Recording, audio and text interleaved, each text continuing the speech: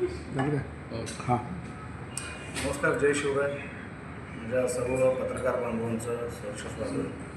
त्याचबरोबर माझ्यासोबत या मोहिमेचे नियोजन प्रमुख विशाखदा गायकवाड, आमच्या संघटनेचे ज्येष्ठ स्थापनेपासून सोबत असणारे आमचे रामभाऊ जाधव मार्गदर्शक. आज विशेष आपला जो उपक्रम आहे, दरवर्षी श्री शिवप्रतिष्ठान युवा हिंदुस्थानच्या वतीने महाराष्ट्राच्या बाहेर घडलेल्या ज्या हिंदवी स्वराज्याची घोडदौड आहे, हिंदवी स्वराज्य संस्थापक छत्रपती श्री शिवाजी महाराज व त्यांच्यानंतर हिंदवी स्वराज्य सेनेनं केलेला पराक्रम हा महाराष्ट्रपुरतं मर्यादित न ठेवता संपूर्ण हिंदुस्थानमध्ये झालेली घोडदौड ही संपूर्ण विश्वासमोर मांडण्यासाठी दरवर्षी आपण जी मोहीम आयोजित करतो, त्या मोहिमेसंदर्भात आपणास माहिती देण्यासाठी आपण आज प्रेस कॉन्फरन्स आपण 2023 साली ही मोहीम सुरू केली. 2023ला मोहीम पानिपत आपण घेतली होती.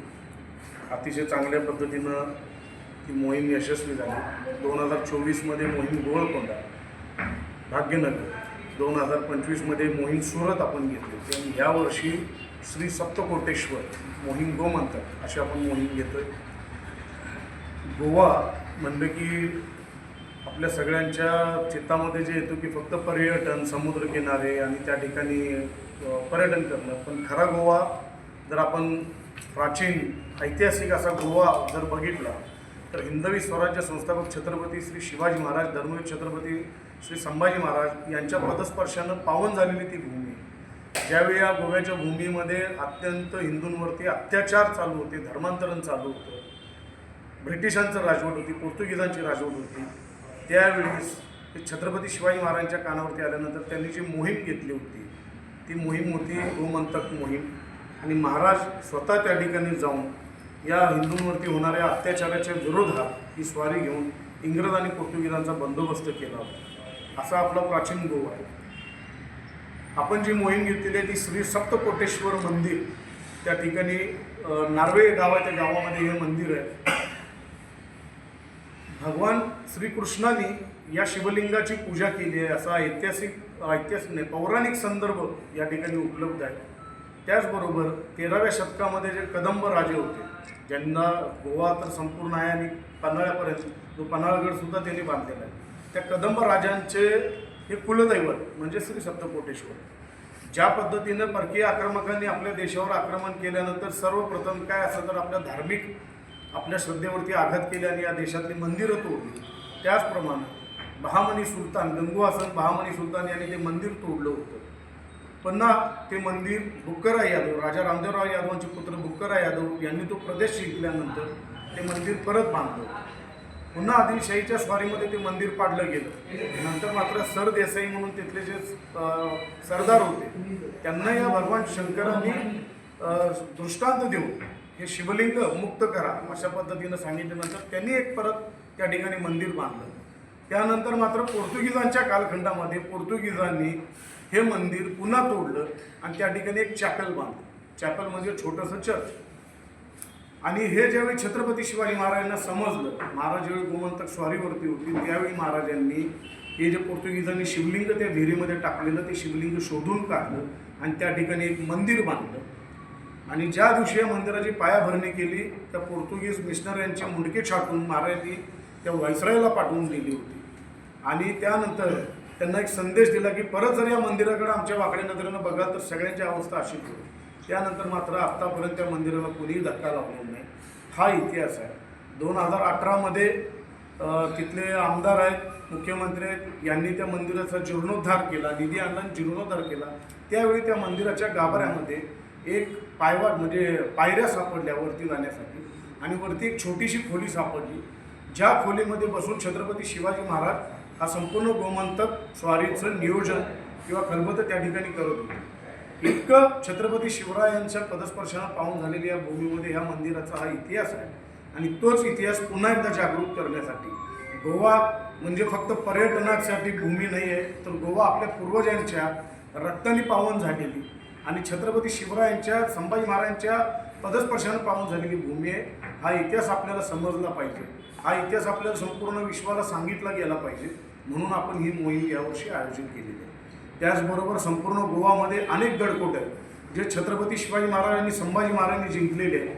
त्या ठिकाणी असणारा फोंड्याचा किल्ला, ज्याला मर्दनगड नाव दिले, कारण त्या ठिकाणी येसाजी कंक किल्लेदार होते आणि पोर्तुगीजांशी जे युद्ध झालं 600 मावळे आणि 3500 पोर्तुगीज, ते युद्ध आपण येसाजी कंकाने जिंकलं. राजापूर या ठिकाणी धर्मवीर संभाजी महाराज होते. या युद्धासाठी मावळ्यांना मदत करण्यासाठी महाराज त्या ठिकाणी पोहोचले आणि घनघोर युद्ध झालं, ते युद्ध जिंकलं. मात्र त्या युद्धामध्ये कृष्णाजी कंक स्वतःचं बलिदान त्यांनी दिलं, म्हणून त्यांनी जी मर्दुंगी गाजवली, म्हणून त्या गडाचं नाव मर्दनगड असं संभाजी महाराजांनी ठेवलं. तो मर्दनगड फोंडामध्ये आहे. त्याचबरोबर दुर्भाटचं बंदर तिथं आहे. जुवेचा किल्ला आहे जो संभाजी महाराजांनी जिंकलेला आहे आणि असे अनेक त्या ठिकाणी गडकोट आहेत. म्हणून आपण या भूमीचा इतिहास हा सगळ्यांना सांगण्यासाठी ही मोहीम घेतोय. दरवर्षीप्रमाणे महाराष्ट्राच्या बाहेरचा रक्तरंजित असलेला हा इतिहास आहे. हा आपल्या अभिमानाचा इतिहास आहे आणि हा हिंदवी स्वराज्यासाठी खूप मोठा चांगला भाग हिंदवी स्वराज्याचा असलेला इतिहास आहे. म्हणून आपण ही मोहीम आयोजित करतोय. आपण यावर्षी दिनांक 15 मार्च 2026 सकाळी 8 वाजता या मोहिमेची सुरुवात होणार आहे. गोवामध्ये उत्तर गोवा जिल्हा आणि डेचोली तालुका आहे. त्या डेचोली तालुक्यामध्ये एक शिवतीर्थ आहे. त्या शिवतीर्थापासून आपण सगळेजण हजारोंच्या संख्येमध्ये असणार आहेत. माता भगिनी सोबत असणार आहेत आणि तिथून पुढे 8 किलोमीटरवरती श्री सप्तकोटेश्वर मंदिर आहे नार्वे या गावामध्ये. तर अशी मोठ्या प्रमाणात मोहीम होणार आहे. याच्यामध्ये लाठीकाठी दानपट्टा प्रात्यक्षिका असणार आहेत, हलगी वादन असणार आहे, पोवाडा असणार आहे. त्याचबरोबर अभिमानाची गोष्ट आहे की गोव्याचे माननीय मुख्यमंत्री प्रमोदजी सावंत साहेब हे स्वतः या मोहिमेच्या उद्घाटनासाठी उपस्थित असणार आहेत.